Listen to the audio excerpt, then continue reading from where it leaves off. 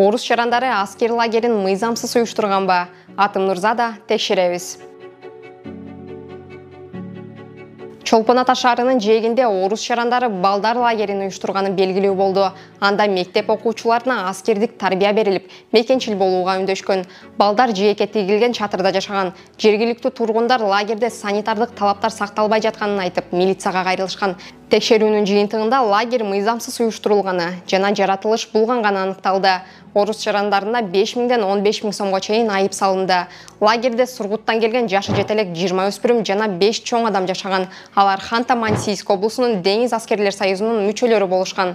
Ал эми орус жарандары Аскер Деңиз флотунун Ардагерлер союзу коомдук бирикмеси, Пантера аскер спорттук клубу жана Аба десант аскеринин төрагасынын чакыруусу менен келгенин айткан. Бул жагдайды тактоо үчүн медиа хаб Аскер Деңиз флотунун Ардагерлер союзунун төрагасы Эдил Осмонов менен байланышты. Осмоновдун айтымы